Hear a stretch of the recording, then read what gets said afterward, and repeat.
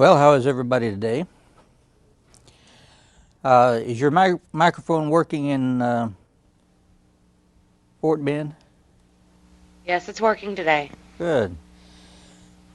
You were out there not being able to participate in our discussion last week. How did you think it went? I think it went really well, but and I was really disappointed that I couldn't comment. Yeah, well, you can comment now. What have you got to say? You have some general Well, comment about what? now I don't have anything brilliant to say. I have Oh, nothing okay. planned. Well, I thought the discussion went very well last time, and most people got to participate in it.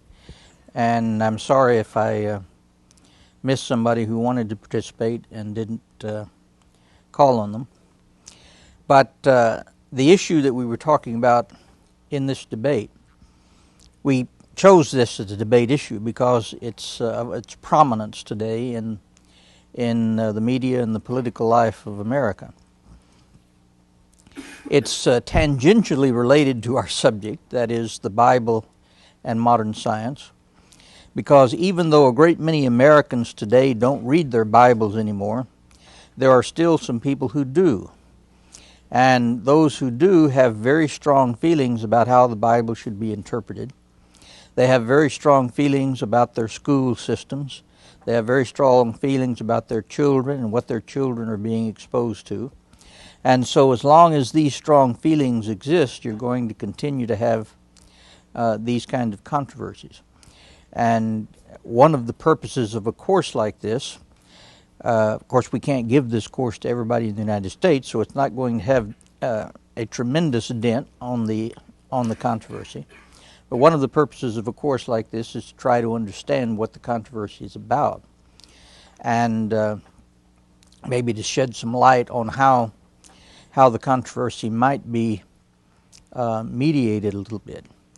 In fact, there are mediators around the country who offer their services, people who are in religious studies departments, who offer their services to various school boards.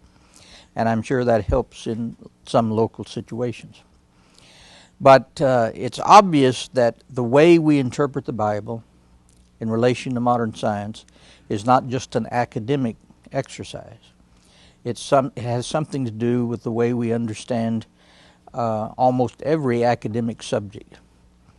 Because without the background to the Bible, you can't really get very far in any area of academic expertise. That includes science. And so these controversies are not irrelevant to our subject. In fact, our subject hopefully is relevant to these controversies. Now, one of the things I started on last time before I debate, was to introduce you to a movement, which I've already mentioned several times, which is picking up where the scientific creationist movement led off. The scientific creationist movement has basically lost in federal court. And so what it is doing now, it's trying to influence local school boards and maybe even state school boards to try to get some of their feelings expressed, and perhaps even to have some influence on how the curriculum for science is developed in a state or in a local school board. But there is a new movement of scientists who are much more qualified scientists. They're working scientists. They are very well educated scientists who are working in the area of what they call design.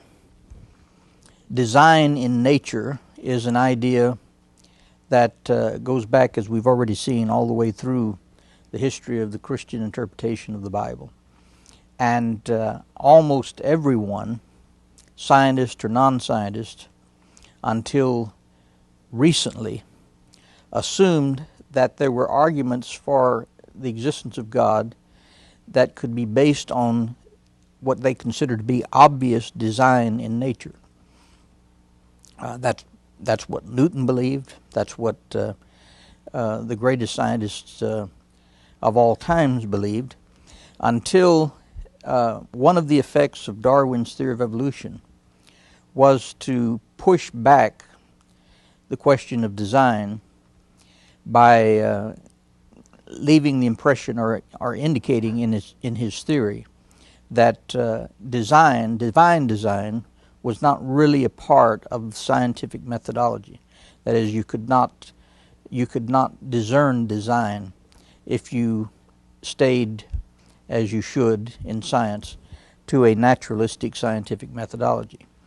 Well, that wasn't settled by Darwin. It was settled by Darwin for many Darwinists, but it wasn't settled by Darwin for some other people. And so there have been attempts over the years to revive the argument from design.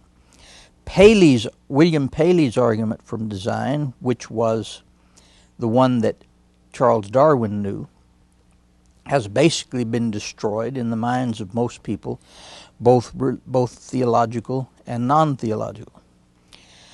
And so these people who are arguing for design are arguing it in a different way than in the way Paley did. Paley's argument was largely philosophical. But what these people are trying to do is to argue on a more practical scientific level as to what evidence there might be in nature for design. Now they're working on two basic concepts. There are two scientific concepts which point to design in nature, question mark. I always have to put a question mark there because this is a very controversial area. And I don't know for sure where I would come down on some of the issues that are involved in this controversy. But I do think that it's a controversy that is not going to be as easily put aside or dealt with academically as the Henry Morris scientific creationism. Two scientific concepts which point to design in nature, which very good scientists are pointing to. One is the anthropic principle. Now, the anthropic principle means a principle that has something to do with human beings. And it basically says that if you really understand the facts about nature, the facts about the universe, then an amazing thing becomes fairly clear, or at least obvious to some people. And that is that the universe seems to have been made for human beings. Now, that is the old argument from design, but the anthropic principle is based on all of the things that have been learned about the universe over the period of the 20th century. And so it is not based on exactly the same kind of arguments. Let's just look at one definition of the anthropic principle. This is called the strong anthropic principle. And very basically, it simply says, the universe must have those properties which allow life to develop within it at some stage in its history. Now you got to let that sink in a little bit. The universe must have those properties which allow life to develop within it at some stage in its history. Life exists, human life exists, and therefore the necessary characteristics of the universe which would actually produce human life exist, and this is a very complex system.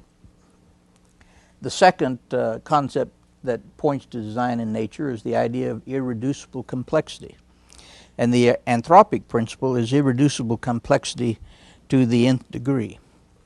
But we'll talk about irreducible complexity in just a minute. Let me just give you some examples of what somebody is meaning. And the reason why these are relevant is that we're going to look at Stephen Jay Gould's book, Rock of Ages. And he has a critique of these principles. He doesn't like either the design movement or the argument on the basis of an anthropic principle. He considers these to be overreaching. In other words, theologians can't use these arguments because they belong to science.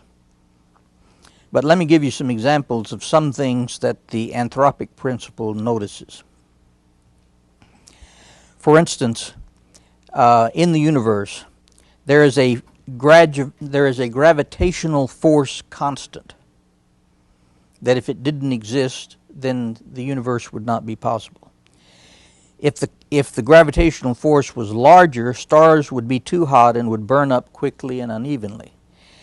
If the gravitational force was smaller, stars would be so cool that nuclear fusion would not ignite, thus no heavy element production. I'm just picking out a few. There are 29 of these. Expansion rate of the universe. If the expansion rate of the universe was larger, there would be no galaxy formation. If it were smaller, the universe collapses prior to star formation. All right, the velocity of light. If the velocity of light were larger, stars would be too luminous. If smaller, stars would be not luminous enough. The age of the universe. If the universe were older, no solar-type stars in a stable burning phase in the right part of the galaxy. If younger, solar-type stars in a stable burning phase would not yet have formed.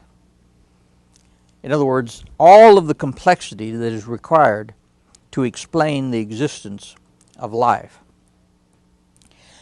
is so complex that if any one of these variables was off, then the whole system would not produce life. That's an incredibly complex kind of system in which everything has to be just the right temperature. If it's too hot, it won't allow life to be produced. If it's too cool, it won't. If it's going too fast, it won't. If it's going too slow, it won't. If it's too far away, it won't. If it's too close, it won't, and so on. These are all of the characteristics of the anthropic principle. So we understand what we're talking about. We're talking about an incredibly complex system, and it's irreducibly complex in order for life to exist. If life didn't exist, of course, none of these constants would have to exist. But in order for life to exist, all of these constants have to exist together at one time. Now, what a person working from the anthropic principle would argue is that the chances of even one of these things happening is tremendously great. But the chances of two of them happening at the same time, or three of them, or 20 of them, or 29 of them, you can just imagine how statistically the chances fall off that all of these things could happen at once.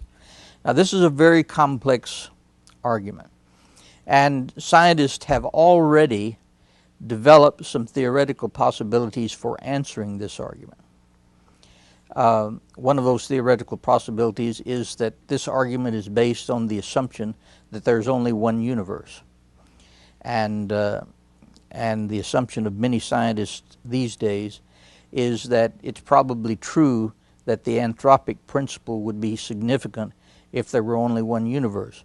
But the fact is that we don't know how many universes there are, and it just so happens that the anthropic principle is true of this one universe, but we don't know how many billions and billions of universes it's not true of. In other words, again, if you have enough time, you have enough space, then anything can happen. So basically, then the anthropic principle can never be formulated in such a way that it cannot be criticized. The question is, does that make the anthropic principle illegitimate? And most naturalistic scientists assume that it is legitimate. The question that we may want to ask is, are they assuming that for the same reason, for the same kind of reason that Henry Morris is assuming what he assumes, that is, on the basis of your theology? If you do not believe there's a God, then you cannot believe in the anthropic principle. That is, that you can't believe that the anthropic principle was brought about by God. And so if you don't believe in God and the anthropic principle was not brought about by... There's nobody that denies all of these constants. But what they're arguing about is what is the meaning of these constants. Do these constants mean that there has to be an intelligence that has made everything fine-tuned? This is what we're talking about. The universe has been fine-tuned for human existence. And if any part of the universe, any basic part of the universe was different from the way it is, then there could not be human existence.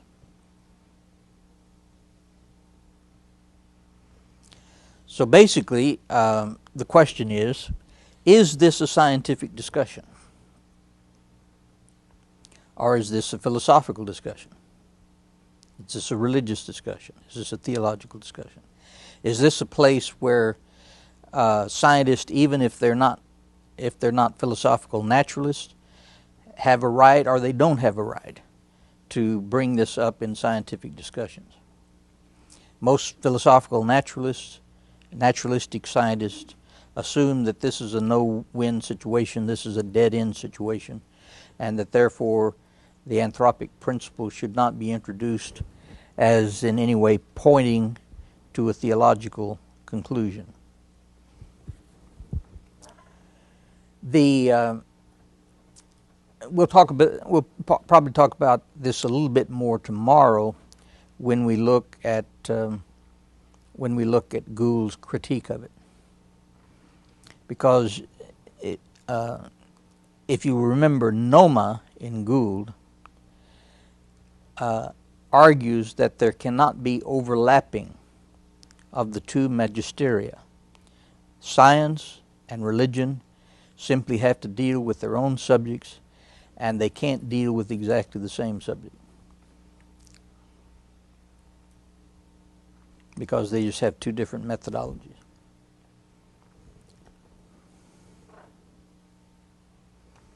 Now, the problem of the irreducibly complex system is on a different level.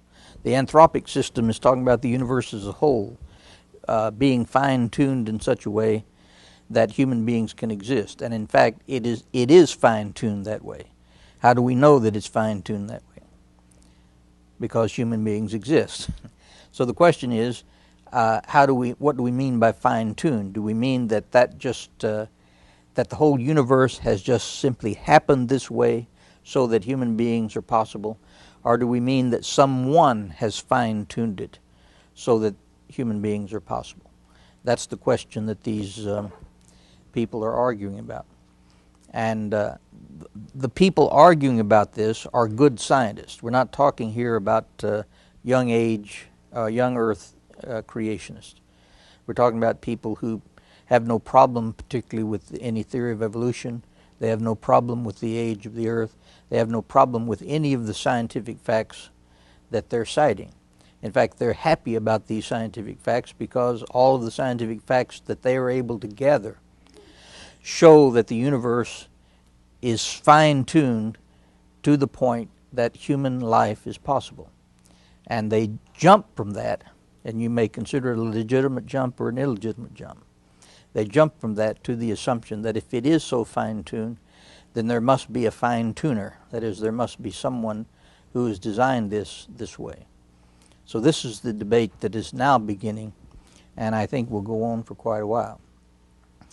One of the authors in this debate is Michael Behe. We've talked about him, and he has written his book called Darwin's Black Box, and we're going to quote a few things from him to see what he means by irreducible complexity. Since natural selection can only choose systems that are already working, then if a biological system cannot be produced gradually, it would have to arise as an integrated unit in one fell swoop for natural selection to have anything to act on. Richard Dawkins, who is definitely one of those who is opposed to any such reinterpretation of the anthropic principle or any interpretation of irreducibly complex systems which says that these have to be designed by God. he notes, evolution is very possibly not, in actual fact, always gradual. But it must be gradual when it is being used to explain the coming into existence of complicated, apparently designed objects like eyes. Now notice Dawkins uses the expression apparently designed. In other words, he sees the same thing that people who are arguing for design see. And what does it look like to him? When he sees these complexities, what does it look like to him? He's an atheist. But it looks like to him that it's design. That's what you mean by apparent design. But since he is an atheist, and since he is dedicated to naturalistic methodology, they have to be considered to be apparent design and not real design. So if you're setting up a debate, then the two extremes on this debate would be somebody like Behe and somebody like Dawkins. Dawkins says, it is not gradual in these cases. If it is not gradual in these cases, it ceases to have any explanatory power at all. Without gradualness in these cases, we are back to miracle, which is simply a synonym for the total absence of explanation. Well, that's a question at issue. Is miracle simply the total absence of explanation? Some people would argue that a miracle might be the explanation. But that's not really what design people are arguing. The definition of miracle has been something that people have been arguing about for a long time. But they're not arguing specifically for miracle in the biblical sense. They're arguing for design in the sense in which even a very complex theory of evolutionary development, might also fit. The fact of the matter is that there may be a total absence of explanation. And in fact, what the design people are saying is, on purely naturalistic principles, there may be a total absence of explanation. And so that's the reason why they say perhaps people ought to allow the possibility that we can examine or analyze things as being designed. So Behe says, furthermore,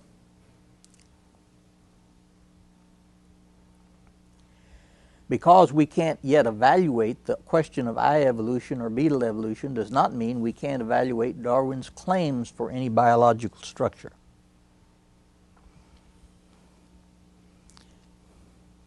Okay, now we're getting to the point of what makes something irreducibly complex. When we descend from the level of a whole animal, such as a beetle, or a whole organ, such as an eye, to the molecular level, then in many cases we can make a judgment on evolution because all of the parts of many discrete molecular systems are known.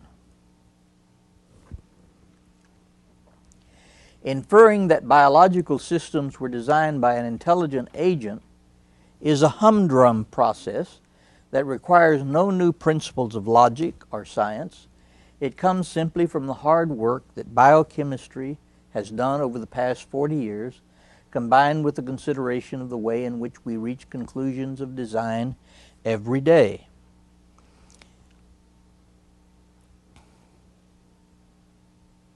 In other words, what he's saying is, I'm not presenting you any spectacularly new information. I'm presenting you the information that you scientists and we scientists have discovered and developed over the past 40 years. The question is, how can we explain the mechanisms that we have now discovered and have analyzed? How can we explain their existence? Can they be explained purely on Darwinian principles, or must we go to some other principle, namely the principle of design? So what is design? Design is simply the purposeful arrangement of parts. The purposeful arrangement of parts. In order to reach a conclusion of design for something that is not an artificial object, For example, an arrangement of vines and sticks in the woods to make a trap is an artificial arrangement. Or to reach a conclusion of design for a system composed of a number of artificial objects, there must be an identifiable function of the system, for instance, trap. Inferences to design do not require that we have a candidate for the role of designer. In other words, what he's saying is, we're not going to bring the God of the Bible into this discussion. Because even if you establish that there are some things in nature that point to design, that's not necessarily pointing to the God of the Bible. It's pointing that there may be a designer, and what looks like natural processes seem to be designed, or as Dawkins puts it, they're apparently designed. But this is not, these people argue, Behe argued, a theological discussion. This is simply a scientific discussion. In other words, you can discuss design as a part of a scientific discussion. You don't have to discuss design simply as a theological discussion. The inference to design can be made with a high degree of confidence even when the designer is very remote. Yes? It seems like even though that there's evidence for design, that this is just going to fuel the fundamentalists such as Morris to campaign even more for their view of flood geology, that they could prove, well, look, there's design here, so there's definitely a plan that this was ordained by God to. Well, it undoubtedly will. In fact, the creation scientists already are glad for the input of the design people. But they also don't like the design people, some of them, any more than they like naturalistic evolutionists, because the design people, many of them believe in evolution. So as far as Morris is concerned, these people in fact are more dangerous in some ways, because they are actually arguing for the old age of the earth, against flood geology, and so forth. So in a sense, all of these people are in the same camp, in the sense that they are all creationists, they all believe in God, and they all believe in the Bible, but their methodology is entirely different. Yes? How old would you say this movement is? Well, the design movement goes all the way back in Christian history, but this movement is a movement that has been begun recently by a few young scientists. And what they are doing is they're making a pretty big splash at the present time, because they've produced a number of books. And these books are making a splash because they are very different from the books that Morris writes, because these are books written with great scientific detail. And it's scientific detail which scientists are agreed on. Scientists are not agreed with Henry Morris on science, but scientists are agreed with Behe on science. Behe is not going to present an argument based on a fact on which scientists are not in general agreement.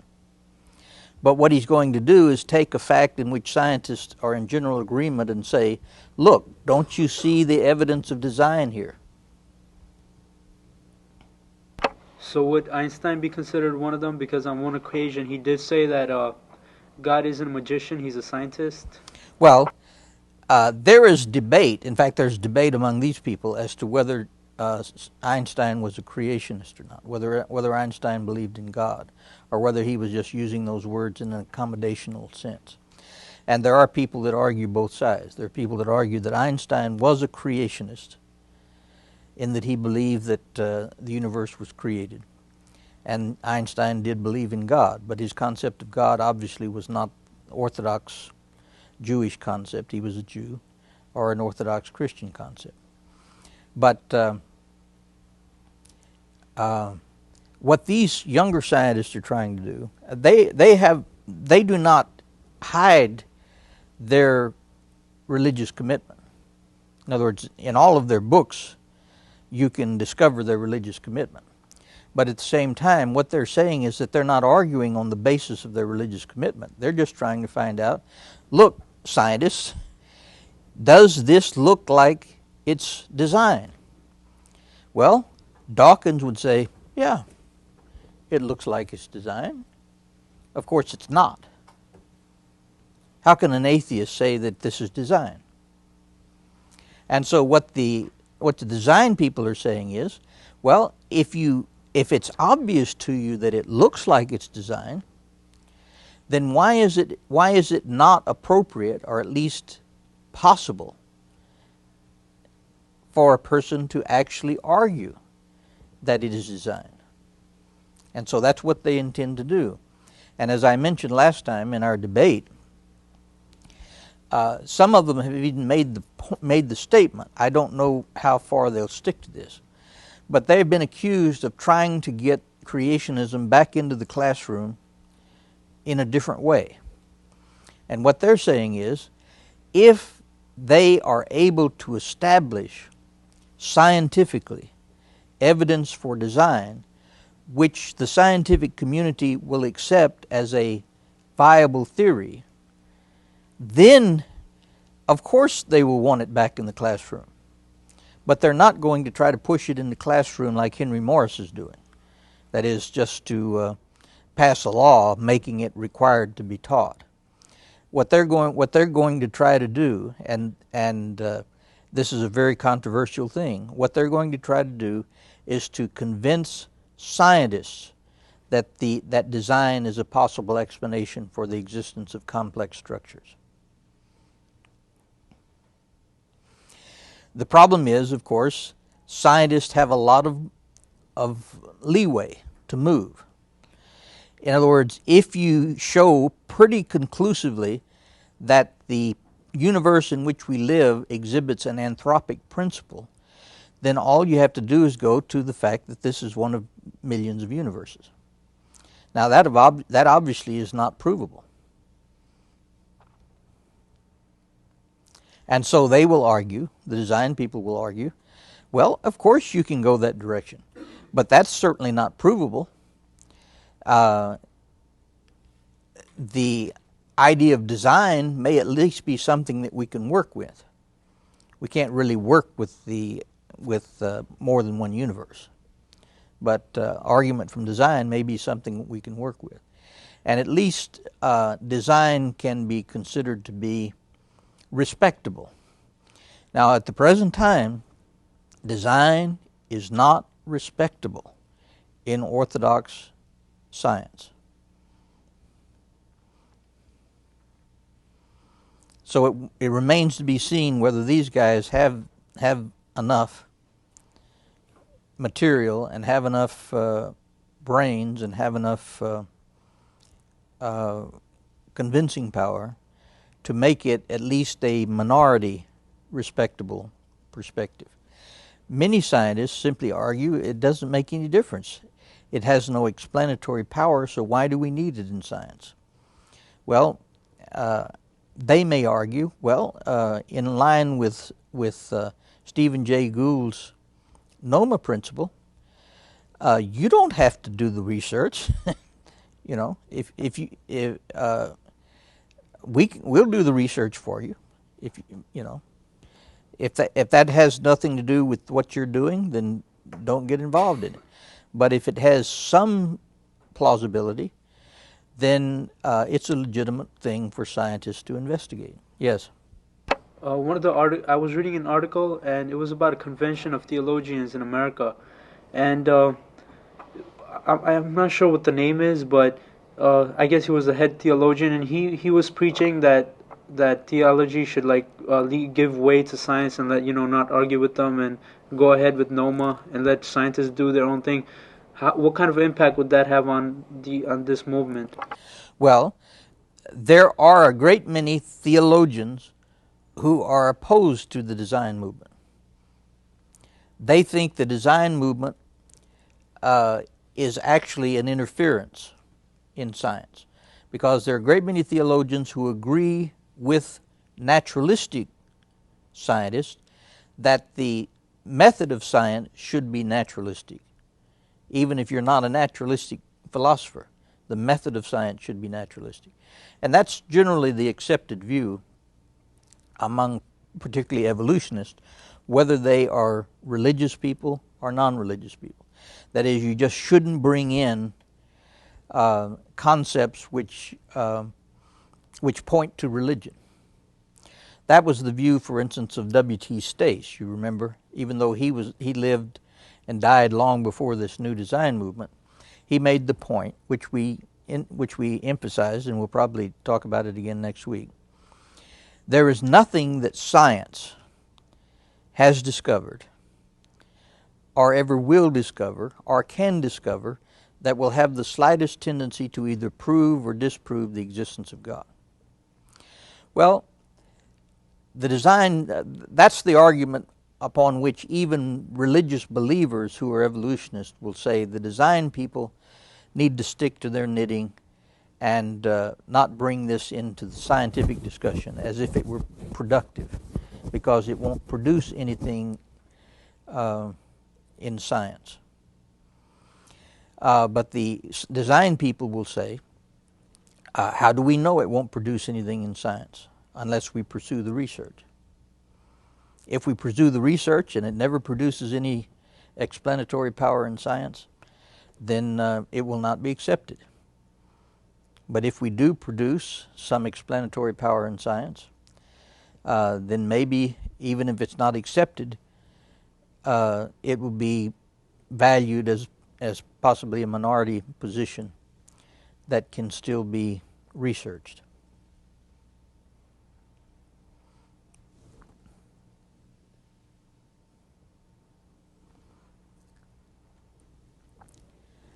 As the number and quality, this is back to irreducibly complex systems, as the number and quality of the components that fit together to form the system increases, we can be more and more confident of the conclusion of design. In other words, the more complex the system is, the more confident we can be that this didn't happen just by accident, that there must have been some design. That biochemical systems can be designed, and that people who did not see or hear about the designing can nonetheless detect it, then the question of whether a given biochemical system was designed boils down simply to adducing evidence to support design. Not evidence of the existence of God. Certainly not evidence of the existence of the Christian God, but just evidence of design. Is there evidence of design? They say that's as far as we want to go as scientists. We don't want to use nature to prove the existence of God, but just to see if nature has any evidence for design. That would be compatible with the belief in the existence of God, but it wouldn't prove the existence of God. At least not the God that they want you to believe in. Many biological systems cannot be built up by natural selection, working on mutations. No direct, gradual route exists to these irreducibly complex systems, and the laws of chemistry work strongly against the undirected development of the biochemical systems that make molecules. Now, let me look at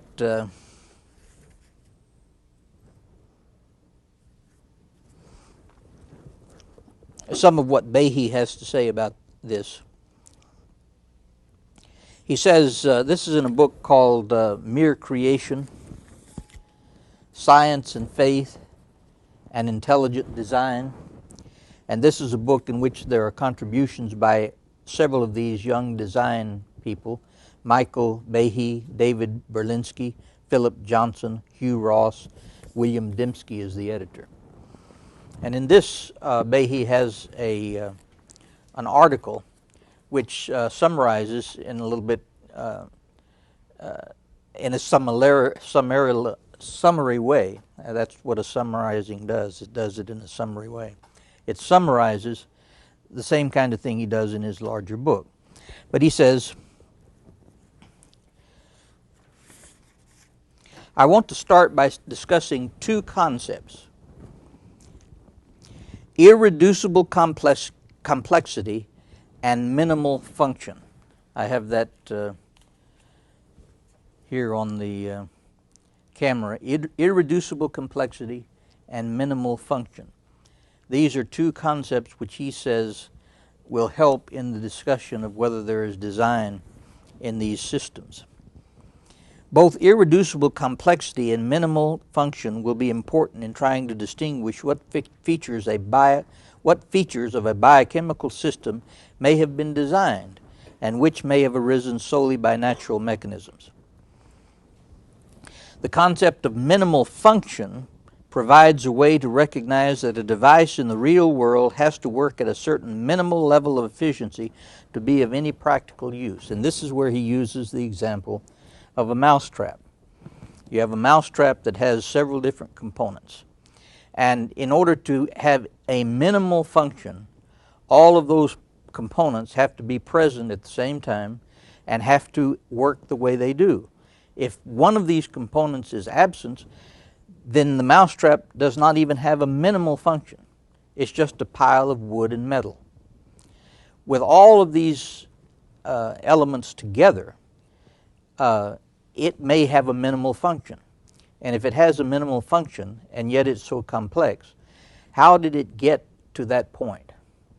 What he's saying is that there has to be some design involved in that in order to understand how something can become so complex.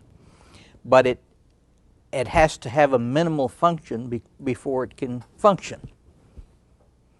And therefore, this can't have arisen gradually. Well, he says there are things within nature that are the same way. A mousetrap, of course, is an artificial contraption. But an artificial contraption can be an analogy to what is in nature.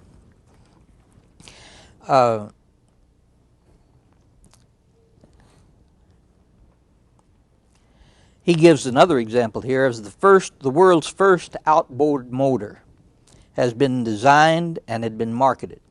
The motor functions smoothly, burning gasoline at a controlled rate, transmitting the force along an axle and turning the propeller. However, the propeller rotated at only 1 revolution per hour. This is an impressive technological feat. After all, burning gasoline in a can next to a propeller does not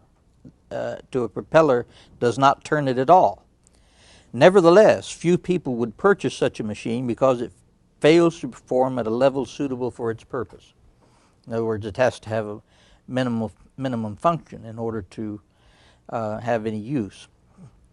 And so these changes that occur in Darwin's theory of evolution have to have a minimum function in order to make any progress.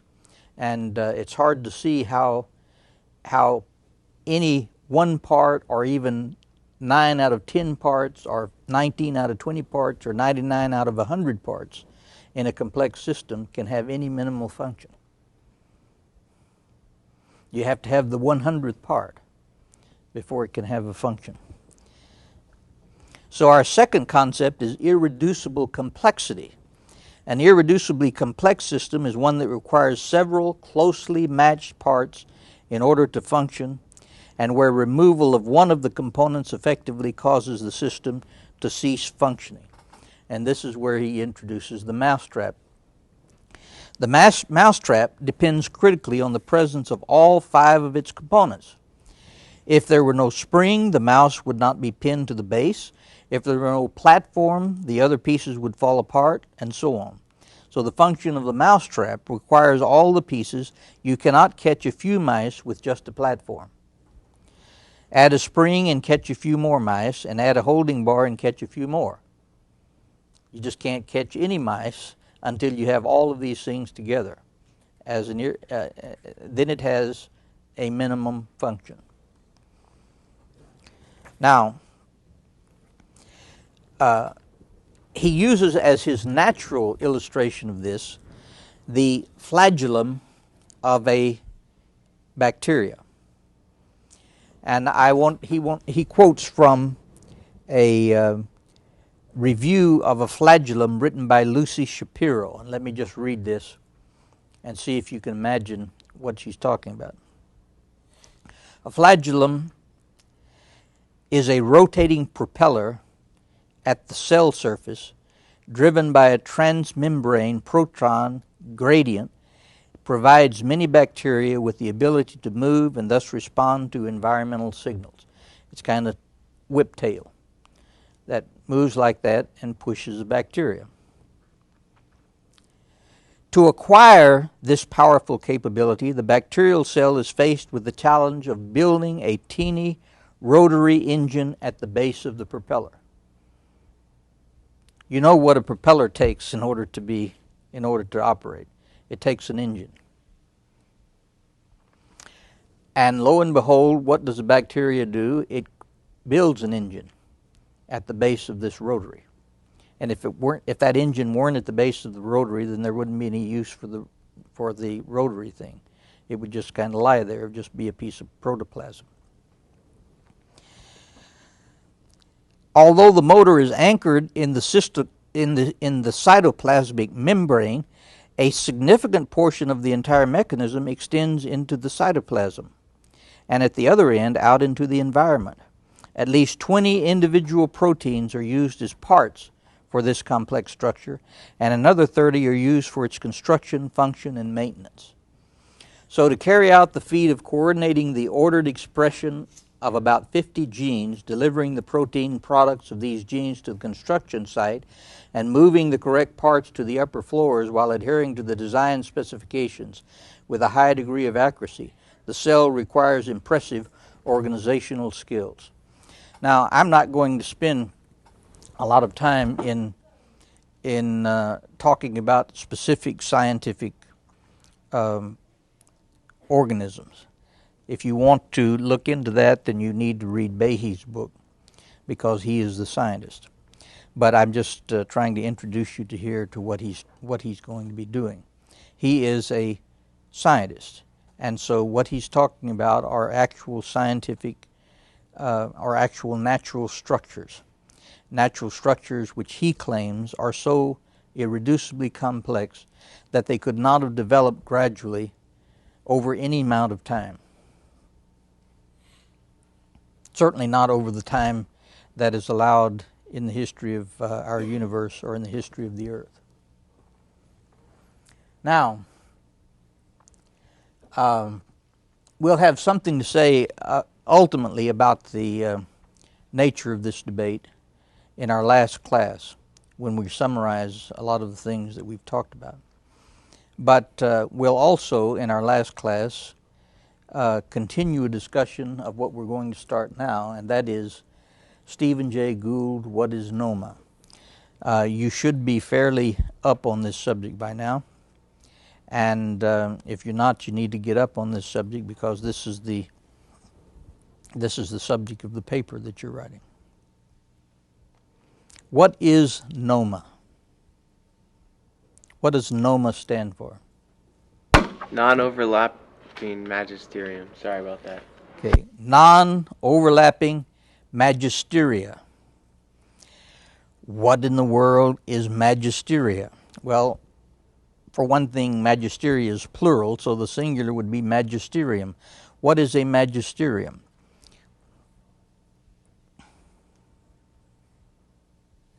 Magisterium is a body that is being ruled. Okay. Stephen Jay Gould is of Jewish descent. He considers himself to be a secular Jew, not a religious Jew. He considers himself, in fact, to be an agnostic, as he would put it, leaning toward atheism. He understands that you cannot really logically be an atheist, because that implies that you can kind of prove that God does not exist. So he is content to label himself an agnostic, but he says he tends toward atheism, which means when he looks at the world, atheism seems to him to be the most reasonable way to look at the world. But in devising his way of constructing a relationship between science and religion, he takes a a concept that comes from the Roman Catholic Church. The Roman Catholic Church has what they call the magisterium, which means the teaching office of the church. And the teaching office of the church has the authority to teach on Catholic doctrine and to back up that authority. All right, what he's saying is that we should consider science to be a magisterium of this type. That is, science has its own methodology, it has its own subject matter, and therefore the people who should be in control of the teaching of science should be scientists. Religion, on the other hand, has its own magisterium. Not all of it is Roman Catholic, but religion has its own magisterium. That is, it has it has a content which the members of this magisterium preside over, and this includes religious ideas and theology and so forth. So what he says is that, what he's arguing is that we already have an arrangement. Noma is already the arrangement of most scientists and most theologians. So he's not proposing anything new, he says. What he is doing is simply clarifying the arrangement that has already been worked out by most scholars who are theologians with most scholars who are scientists. And that's simply to say, east is east, west is west, and never the twain shall meet. These two things have their own body of knowledge, and they cannot interfere with the body of knowledge somewhere else. Now, I use the word body of knowledge advisedly, because evidently Gould doesn't really believe that there's any knowledge in religion. And so that's one of the places that I'm going to talk about tomorrow, that perhaps Gould, even with his best intentions, cannot stay out of the religion magisterium. In other words, he develops Noma so that religion can stay out of science and science can stay out of religion, but he almost insists on being the one who defines what religion is. Yes? When I was reading the Gould book, the thing that bothered me is the thing I was thinking the whole time is I think it's funny that he seems to want to be agnostic and to say that, he doesn't really seem to want. I think if you told him he was kind of a religious person, I think he'd get upset. But it seems to me that he has a religion of non-religion. And I just think it's funny how these non-religious people are the ones who say that we can separate church and state or religion and science and all this, whereas a lot of people who are just open and out of the closet, yeah, I have religion, I don't think you can separate things that easily, but it seems like they're the ones that want to go around separating everything, and they're in denial that they have a religion. Well, the question is, why do some religious people agree with Gould's concept of Noma? It's because they believe that science has been obstructed when religious people have been allowed to give explanations for anything that have a religious basis. Because from their perspective, when you give a religious explanation for anything, you're basically giving a miraculous explanation. And if you give a miraculous explanation, then that stops the process of research. Because every miraculous explanation, for instance, miraculous explanation of an earthquake, if somebody says, why did that earthquake take place? They say, well, because God did it. Then they go home. And what a scientist says is, you can't just go home. You can't just go say God did it and go home. You have to do some more research and find out what are the naturalistic, what's the naturalistic series of events and causes that bring about an earthquake. And the same thing is true with disease. When people used to get diseases, what was the reason for that? Well, God gave you that disease to punish you. Well, as long as people merely thought that God gave disease as punishment, then they were not even inclined to try to find out what the disease was and how it was caused, because they would be interfering with God. So that's the kind of thing that modern naturalistic scientists are afraid of. Anytime anybody brings up the subject of religion or design or God in a scientific discussion. But what we've seen so far this semester is that is really a very recent state of affairs, because it's only been very recently that scientists have decided that God or religion cannot even be discussed in the same room with science, unless you're simply using science to analyze religion. And when you're using science to analyze religion, of course, you're in the magisterium of science. But there are a great number of people in the world today, very intelligent people, people at Cambridge and Oxford and Harvard and places like this, who are not content to agree that there cannot be any discussion of God by a scientist.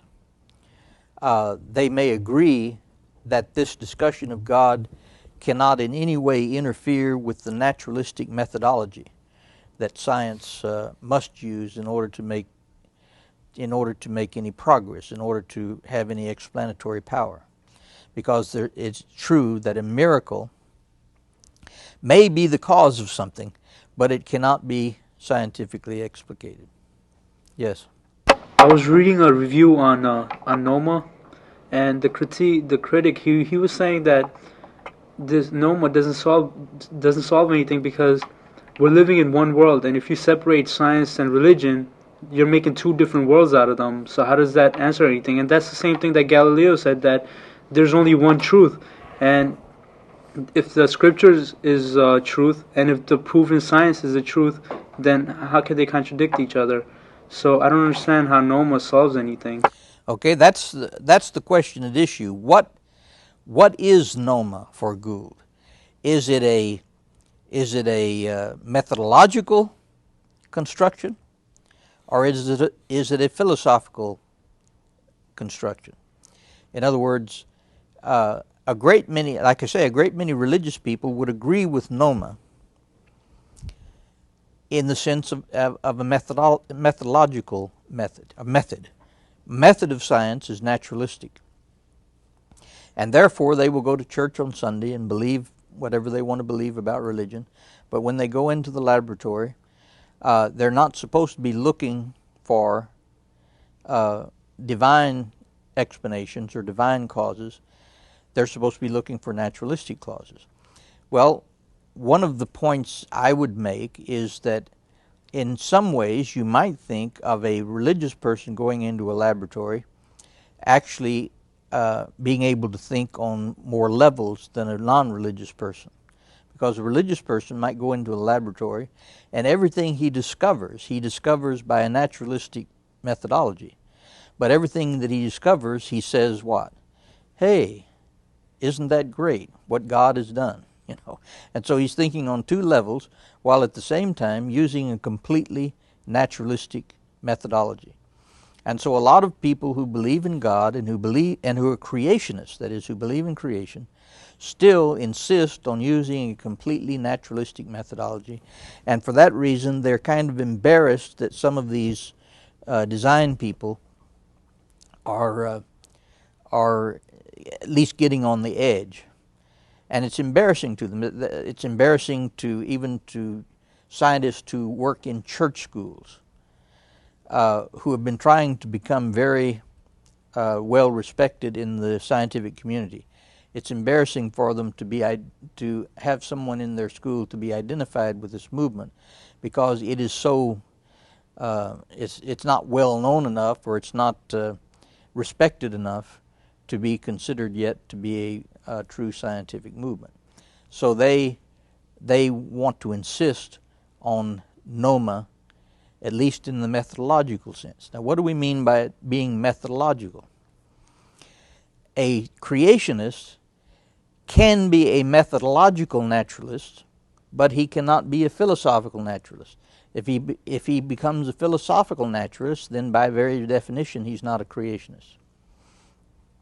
But a creationist can be a methodological naturalist. In other words, he can bracket God, as one philosopher puts it. If you're going to analyze something on a completely naturalistic way, you have to bracket God. In other words, God simply has to be put into a bracket and put out to the side. And then you're free to analyze things from a totally naturalistic perspective. And that is the power of science, is that it does analyze things in a totally naturalistic way. And as we indicated in the beginning, that's one power of science that ironically it got from the Bible, because the Bible is the one that distinguishes between God and nature, and therefore allows nature to be studied on its own. So you don't have to study God in order to study nature. In order to understand nature, you don't study God, you study nature. So methodological naturalism is actually a creation of Christian theology. But does that mean Christian theology now has to retreat completely from the discussion? That's what some modern people are saying. That's what your author is saying. Does theology have to retreat completely from the discussion? After all, if you're talking about nature and if you're talking about creation, you're using a naturalistic word and you're using a theological word, but you're using those words about the same reality. And how can a person, even if he's methodologically naturalistic, how can a person both believe that that creation did not occur and creation did occur? You can't do that. And so in some sense there has to be not a synthesis. That's what Gould calls it, and he is dead opposed to any kind of synthesis. And a synthesis would probably be a premature thing. That's what happened when Aquinas synthesized Aristotle. So I think most theologians would be opposed to a synthesis of science. In other words, you can't get Stephen Jay Gould and a Christian theologian in a room and then they just bat it out and come up with a synthesis.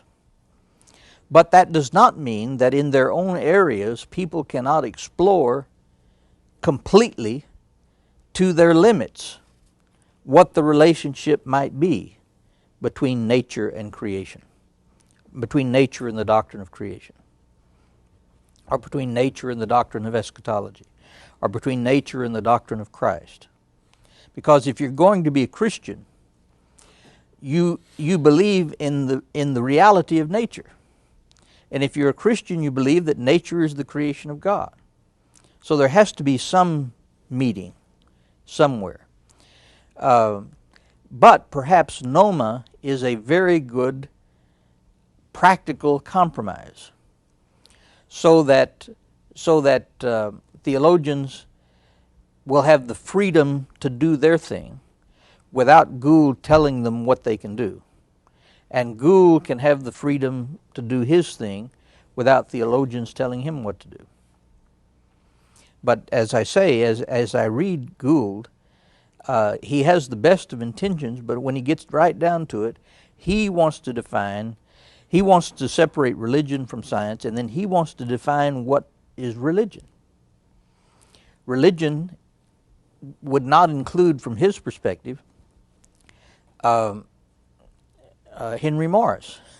It wouldn't include, from his perspective, even more sophisticated design people. It would not include, from his perspective, anyone who says that whatever has been discovered from the perspective of science is compatible with the belief that God is the creator of the world. He just doesn't want to hear that in a scientific discussion. Somebody had a hand up a while ago.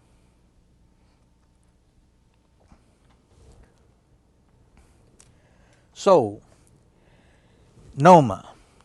I propose, Gould said, that we encapsulate this central principle of respectful non-interference accompanied by intense dialogue between the two distinct subjects, each covering a central facet of human existence by enunciating the principle of noma, or non-overlapping magisteria. Now that's a wonderful statement. How can you be against that? The question is in its working out. The devil is in the details. What does he mean by intense dialogue between the two subjects? If he tells you what you can say, that's not dialogue. In other words, both of these nomas, both of these magisteria, need to have the complete freedom to say what they want to say from their perspective. Particularly in the last chapter, when Gould starts doing his biblical exegesis and his biblical interpretation, that makes me shiver because he's just told me that he's not going to do that. But then he interprets, for instance, the Psalm. He spends a lot of time interpreting the Psalm. When I look at your heavens, the work of your hands, the moon and the stars that you have made, what is man that you're mindful of him, or the son of man that you visit him? Yet you've made him a little bit lower than the angels, and so forth, and put everything under his feet. He takes that scripture and tries to interpret it. And of course, the way he interprets it, it sounds stupid. The problem is that scripture has been in the Bible long before Gould was born, and it has been interpreted in ways that are a little bit more profound than the way Gould interprets it. So what happens in the last chapter of his book is he oversteps the bounds of noma. You understand what I'm saying? He oversteps the bounds of noma. He immediately goes into scripture interpretation. And if the scripture meant what he says it meant, then I would agree with him that it's a stupid thing to say. But I don't necessarily agree with his interpretation. In other words, I'm not going to have the audacity to argue against Gould's particular theories of neo-Darwinism. I don't have the material. I don't have the ability. I don't have the capacity to do that. So I'm not going to do it. And so in that sense, I appreciate noma. But some people like Gould, but particularly Dawkins and people like that, don't really want noma, because they want ultimately, this is not Gould, but Dawkins want ultimately religion to disappear, because religion has no knowledge that's worth preserving. Now that's not Gould, but on the other hand, after Gould paints a beautiful picture of how noma works, how it's respectful of each other, then he turns right around and makes fun of anybody who interprets the scripture in a different way from the way he does. Yes? So the design people, they're not really, they don't believe in God? I mean, yes, they believe in God, but they do not think that that nature reveals the character of God. All they believe is that nature seems to indicate that nature is designed. That's all they're trying to establish. Does nature indicate that it is too complex to be the result of simply natural processes? oh, so like you mentioned before, that if a scientist from church went into a laboratory and they discover something, they'd be like, "Oh, look at what God made." They don't believe in design. Is that what? No, but they don't believe in design in this. These people that I was talking about who go to the laboratory and say, "Oh, look what God did," they are simply making a statement about creation as a theological statement. What they're saying is that's a perfectly legitimate thing to do, but to go into science and to try to waste scientists' time by trying to prove design, they are opposed to. Now, I'm not necessarily saying you should be opposed to it. I'm just trying to explain why Orthodox scientists, both atheistic and theistic, both naturalistic and religious, fight for a purely naturalistic methodology, because it's not because they don't believe there is a God, but they believe that the most fruitful way of dealing with nature is to view it from a naturalistic methodology. Now, somebody like Gould is not just viewing it from a naturalistic methodology. He is philosophically a naturalist. So he doesn't believe, not only does he not believe that nature has any evidence for the existence of God, he believes that there is no God. That's a different thing. It's just like Hume. Hume tried to show that you cannot prove that God exists. But in order to show that, what he argued was that you cannot prove that anything exists. Well, because Hume thought that you could not prove that anything exists, or you could not demonstrate, is the way he put it. Because Hume said you cannot demonstrate that anything exists, does not necessarily mean, I don't think, that he didn't believe anything existed. But what he was saying is you can't demonstrate it. All right, on the basis of a methodological naturalism, obviously you can't demonstrate design, because design by its very nature appears to a naturalist to be a miraculous explanation, and so it's immediately bracketed. Yes? So what would you call someone who believes in religion, believes in creation, but believes that evolution is how creation came to be? What would you call someone who believes in that? Well, those people are generally called theistic evolutionists. Many of them don't like to be called that because they believe that they are creationists. That is, they believe in creation. They also happen to believe in the scientific theory of evolution. But there are many different ways of relating to that subject. Henry Morris, for instance, is a member of the same church, not the same congregation, but the same denomination, with some people who are theistic evolutionists. That is, who believe that you can be a Christian and still accept the scientific theory of evolution. And Henry Morris calls these people theistic evolutionists. They don't like the title, but that's what he calls them. Well, I really don't know what church he's a member of, but if it's a major denomination, then there are differences in every major denomination. That's one of the differences in the Southern Baptist denomination. And so in the Southern Baptist denomination, you can find Henry Morris creationists, and you can find theistic evolutionists.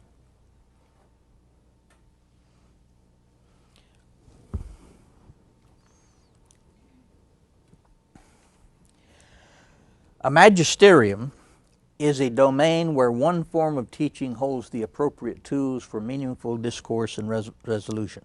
Now that is a good thing for both science and theology, because scientists sometimes think that they own the only tools for knowledge. So Noma at least spreads the goodies around. It at least says that the magisterium of religion has tools that are appropriate to it, and that science has tools that are appropriate to it. That's what Stace was trying to say. When a scientist says that he knows that there is no God, or that science in some way disproves the existence of God, he's using tools that don't belong to him. When Carl Sagan says the cosmos is all there is, all there ever has been, all there ever will be, he's using tools that do not belong to science. He's using tools that belong to philosophy or theology. So that's why I say as we go along here, Gould, who is a very sympathetic character, is saying a great many things that we might want to consider very valuable. It's just that when he gets to certain points in his analysis that we may have to critique him or have controversy with him, and he still may be right. But it's possible to have some discussion of his thesis and to see whether he is actually as consistent with his non-overlapping magisterium as he wants to be. And so in our next class, which will be our last class, what I will do is to finish talking about Noma and sum up the major points that we've discussed in this class and see if we've learned anything.